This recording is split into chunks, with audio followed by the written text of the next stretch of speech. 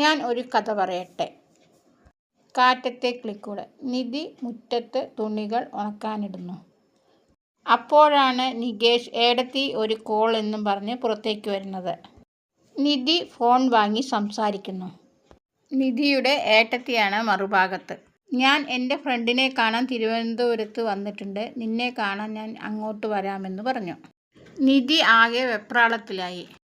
ഏടത്തി എവിടെയാണെന്ന് പറഞ്ഞാൽ മതി, ഞാൻ ഒരു അരമണിക്കൂറിനുള്ളിൽ അവിടെ എത്താം. നീ വരുന്നതിനേയും കാട്ടിലും നല്ലത് ഞാൻ വരുന്നതല്ലേ. നീ ലൊക്കേഷൻ അയക്ക്, ഞാൻ ഉടനെ അവിടെ എത്തും. ഈ നികേഷിനെ ജ്യൂസ് വാങ്ങാനും സ്നാക്സ് വാങ്ങാനും അയക്കുന്നു. അത് കഴിഞ്ഞ് വീടെല്ലാം നിധി വൃത്തിയാക്കുന്നു. നിമിഷ നേരം കൊണ്ട് നിധി വീടെല്ലാം വൃത്തിയായി ഒരുക്കി വെച്ചു. നിധി വീടെല്ലാം വൃത്തിയാക്കി. അപ്പോഴേക്കും നികേഷ് ജ്യൂസുമായി എത്തി. നികേഷ് ഏട്ടന്മാർക്ക് ഫോൺ ചെയ്യുന്നു. നിധിയുടെ ഏട്ടത്തിയമ്മ വരുന്നുണ്ട് എന്നുള്ള വിവരം എല്ലാവരെയും അറിയിക്കുന്നു. ഇതറിഞ്ഞ സുധീഷ് സന്തോഷത്തോടെ സ്നാക്സുമായി വീട്ടിലേക്ക് വന്നു. സുധീഷ് വന്നതിനു പിന്നാലെ നിധിയുടെ ഏട്ടത്തിയും വരുന്നു. ഏട്ടത്തി കാറിൽ നിന്നിറങ്ങി വീടെല്ലാം നിരീക്ഷിക്കുകയാണ്. സുധീഷ് വിചാരിക്കുന്നു, ഇവരെന്താ വീടെല്ലാം സ്കാൻ ചെയ്യുകയാണോ?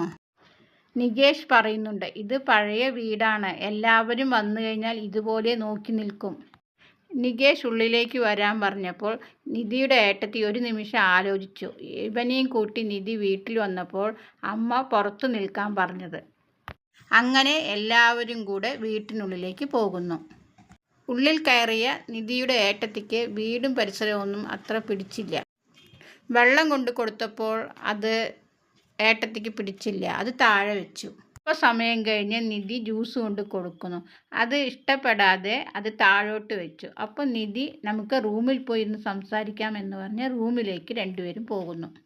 നിധിയോട് ഏട്ടത്തി ചോദിക്കുന്നുണ്ട്, എനിക്ക് 1 മണിക്കൂർ പോലും തികച്ച് ഇവിടെ ഇരിക്കാൻ കഴിയുന്നില്ല. നീ എങ്ങനെ ഇത്രയും നാൾ ഇവിടെ പിടിച്ചു നിന്നു? അന്നേ ഞാൻ പറഞ്ഞതല്ലേ എൻ്റെ കൂട്ടുകാരി നിനക്ക് റൂം ശരിയാക്കി തരും, നീ ഇവിടുന്ന് മാറുമെന്ന്. ഇപ്പോഴും ഞാൻ പറയുന്നു, നീ വേഗം മാറാൻ നോക്ക്. സുഭാഷും സ്നാക്സുമായി എത്തി. അനിയനെ വിളിച്ച് ഒരു തട്ടെടുത്തിട്ട് വരാൻ പറയുന്നു. തോളിലിട്ട് തോർത്തെടുത്തിട്ട് പ്ലേറ്റ് തുടച്ചത് അവർക്ക് ഇഷ്ടമായില്ല. നികേഷ് ബിസ്ക്കറ്റിൻ്റെ കവർ കടിച്ചു കീറി ആ ബിസ്ക്കറ്റ് തട്ടിലിട്ട് കൊടുത്തത് അവർക്ക് ഒട്ടും പിടിച്ചില്ല. അവർ ഇതൊന്നും ഇഷ്ടപ്പെടാതെ പോവാൻ ഒരുങ്ങുന്നു. യാത്ര പറഞ്ഞ് കാറിനടുത്തെത്തിയപ്പോൾ സുധീഷിനെ ഏട്ടത്തി വിളിക്കുന്നു. ഏട്ടത്തി സുധീഷിനോട്, നിനക്കറിയാലോ നിധി അവിടെ എങ്ങനെ ഇരുന്നതെന്ന്. നിധി എന്തിനാ ഇവിടെ കഷ്ടപ്പെട്ട് ഇങ്ങനെ ഇരിക്കേണ്ട ആവശ്യം? നിധിയോട് ഞാൻ അപ്പോഴും പറഞ്ഞു ഇവിടുന്ന് മാറി വേറെ താമസിക്കാൻ. നിധി നികേഷിനോട് ചോദിക്കുന്നു, ഇവരെന്താ ഇത്ര വർത്തമാനം? നികേഷ് പറയുന്നു, അറിയില്ല ഏട്ടത്തി എന്ന്. അത് അറിയാൻ വേണ്ടി നിധി അടുത്തേക്ക് വന്നു.